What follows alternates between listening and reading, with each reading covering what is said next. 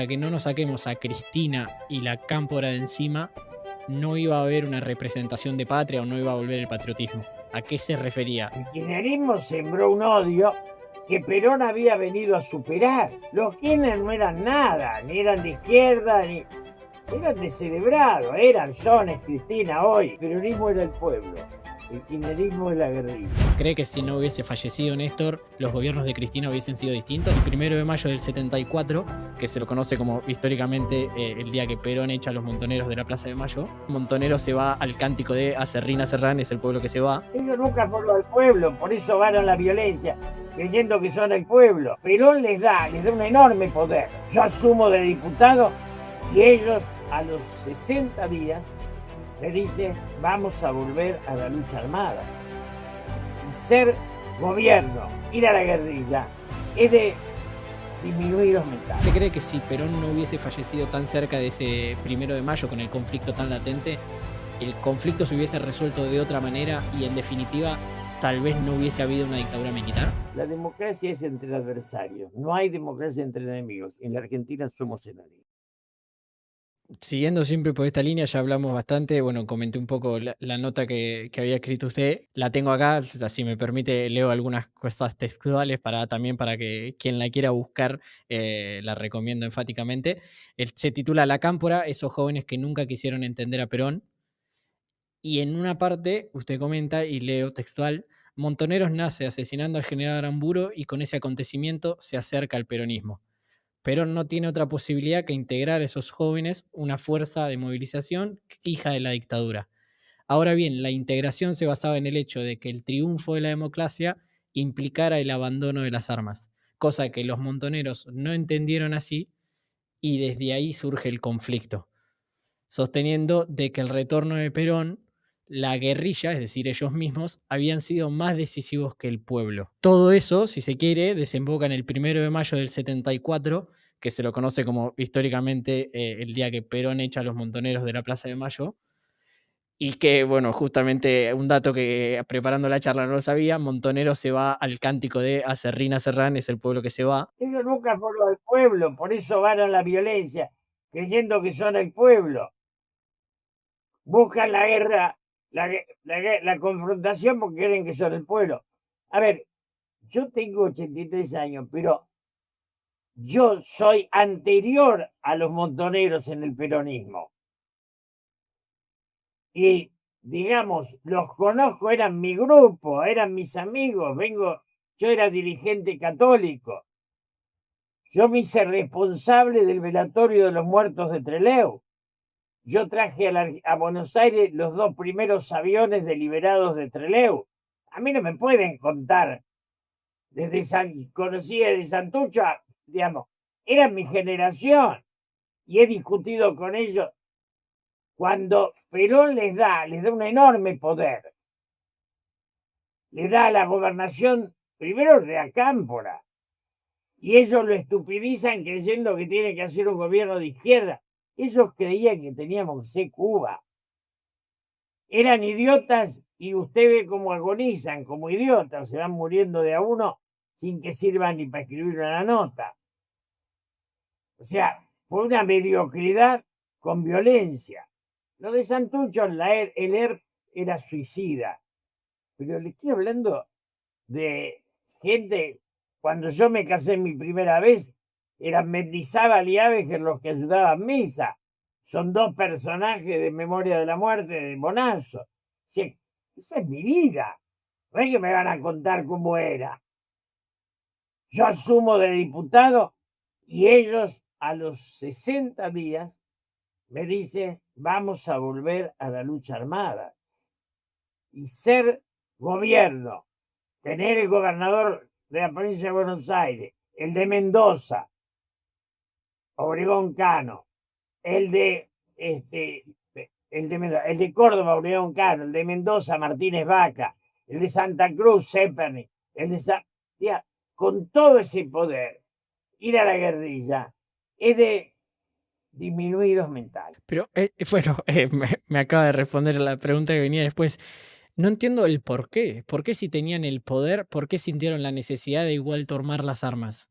porque ellos creían, y esto lo he discutido con ellos en el nivel, digamos, Mendizábal, que fue el último jefe militar, que fue, digamos, gente con la que conviví, con la que íbamos junto a misa, ellos creían que el único poder era el que estaba en la boca del fusil, y lo decían. Y a mí me llegaron a decir en el exilio, cuando yo decía nos están masacrando, a más sangre, menos tiempo. Y está bien, lo entiendo.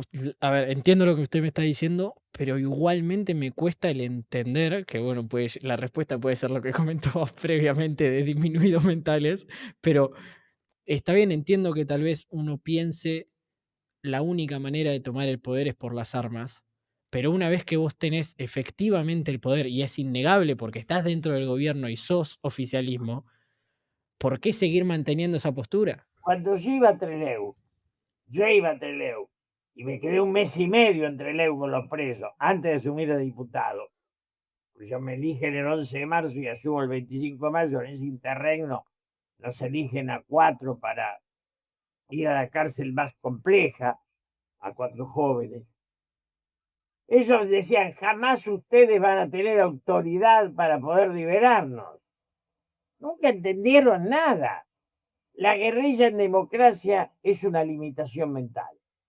Y la idea de Cuba, el Che Guevara, hizo mucho daño en América Latina, porque nos dio miles de muertos y ningún triunfo. Lo corro un poco desde la perspectiva, tal vez, a su juicio seguramente más patriótica, y voy a la otra vereda. Uno que ha escuchado o ha tratado de escuchar un poco ambos bandos. Desde la otra vereda siempre se dice que le pasó a Perón, y es como un poco el análisis que se suele hacer de las presidencias de Perón, donde las primeras tenía dinero, tenía un tipo de país pujante, Esa estupidez es eterna. Mire, cuando los ricos tienen dinero es para ellos. Y entonces cuando lo tuvo Perón fue para la gente. La estupidez de los economistas. No hay que escuchar a los economistas porque ni en la Grecia clásica, ni en el Renacimiento, ni en las tribus, el contador es importante. Eso, ese cuento de que Perón tenía plata y ellos no tenía, cada vez que la tuvieron se la llevaron. Tome las deudas y ve cómo son ellos. Problema, la riqueza de un país es la distribución. Un país con ricos no es un país rico. Cuando el señor Milei y el señor Caputín, ese estúpido, habla de 120 años, está hablando mil, este, de 1905. Y en ese momento hay un informe, el informe Villet-Basset, y ese informe marca, lo hace Roca, en realidad lo hace el Pibe González, que la miseria en la Argentina era absoluta. Era un país con ricos, hacían palacios, pero usted sabe como yo, que un país es rico en el reflejo de la integración social de su gente. Lo demás es otra cosa. Entonces yo quiero ser Europa, no quiero ser Estados Unidos donde Obama no pudo poner la salud para todo. Hay concepciones del mundo y de la vida. Yo quiero ser como Europa. Y Perón quería repetir Europa, no Estados Unidos. ¿Y a qué le atribuye entonces, Julio, en esta postura de que el país tenía una gran miseria? ¿A qué le atribuye entonces algo que mencionó antes y que es un hecho fáctico de la realidad, de la llegada de tantos inmigrantes? Sí, o sea, me cuesta entender por qué vendrían tantos inmigrantes si históricamente en ese momento Argentina no era tan pujante. En esa miseria que había en la sociedad, mis abuelos vinieron, mis cuatro abuelos, en esa miseria había trabajo, cosa que en Europa no tenía, y además la mayoría estaban huyendo de la guerra. Cuando mis abuelos vinieron, estaban convencidos que Europa se acababa y Europa estaba naciendo. En una de esas, cuando los nietos se van, Argentina está renaciendo. Volviendo un poco a ese 1 de mayo, a los 2 meses del hecho tan histórico, de ese día tan significativo, fallece Perón y al poco tiempo comienza probablemente uno de los periodos más oscuros de la Argentina, si no el más. ¿Usted cree, y parafraseando un poco la pregunta que le hacía antes de Néstor, usted cree que si Perón no hubiese fallecido tan cerca de ese 1 de mayo con el conflicto tan latente, el conflicto se hubiese resuelto de otra manera y en definitiva tal vez no hubiese habido una dictadura militar? Vivo Perón, no caía, pero no caía. Yo soy de los que voté la fórmula Perón-Balbín. Y los montoneros querían la fórmula Perón-Isabel, porque ellos decían cuanto peor mejor. Es decir, la vida de Perón era el poder real. Cuando eligen a Isabel, Lorenzo Miguel, los montoneros, todo, eligen el suicidio. Y la muerte de Perón es la muerte del único que tenía claro cómo se conduce un país. Después viene Celestino Rodrigo. Sí, se inicia el delito liberal en la Argentina. En Argentina, el delito es de esencia liberal.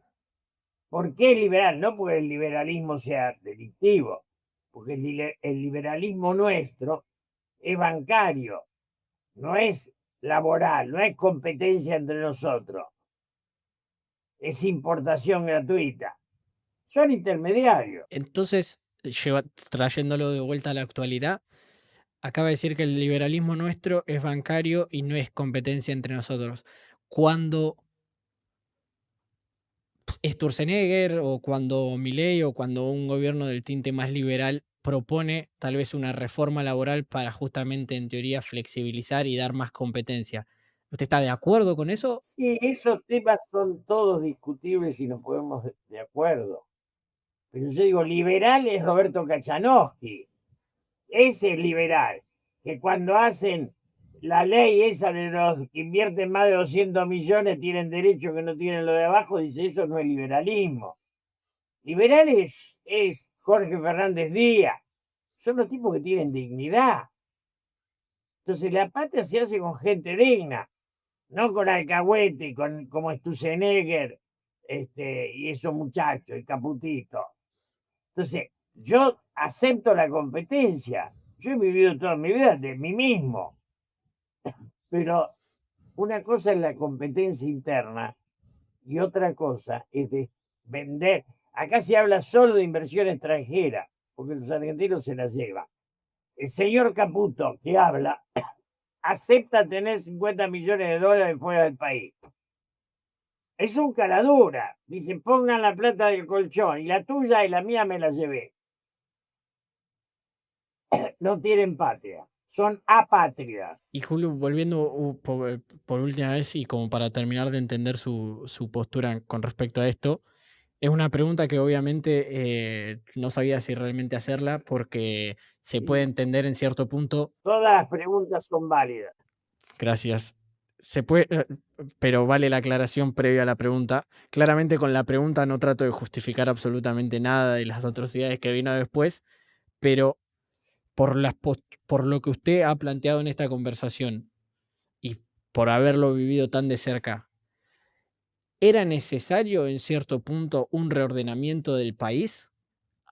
Cuando que da pie a lo que, bueno, termina siendo la dictadura, pero en ese momento, situándonos en tiempo y espacio, ¿era necesario reordenar el país? El tema central es que la violencia, la guerrilla, que parece para ellos tan maravillosa, era una excusa para convocar al golpe. Y esa autocrítica hay que hacérsela. Faltaba muy poco para que hubiera una elección. Pero la Argentina, que volteó a Perón en el 55, va a elegir a Frondizi en el 58 y lo va a derrocar en el 62. Va a elegir a Ilia en el 63 y lo va a derrocar en el 66. No es el peronismo lo que lo molesta es la democracia. Y ahora que tienen todos los bienes a partir del Turcomenes, se quedaron con la luz, el gas, los teléfonos, todo lo que habíamos generado como riqueza la patria, ahora no hay partido porque los grupos económicos son más importantes que los partidos. Y la crítica que se hace desde el otro lado de la vereda de si uno trata de dar todas estas cosas desde el gobierno, quiere decir que o va a tomar deuda, o va a imprimir billetes, o va a subir los impuestos. ¿Es realmente así? ¿Cuál es su postura ante eso? Porque ellos lo plantean como una crítica directa de Argentina no te ahogan de impuestos, si no te imprimen y genera inflación. Si te gustó el clip de recién, acá te dejo la entrevista completa y no te olvides de ponerle me gusta al video para que el algoritmo haga su laburo y siga mostrándoselo a más gente y más gente y más gente. Nos vemos.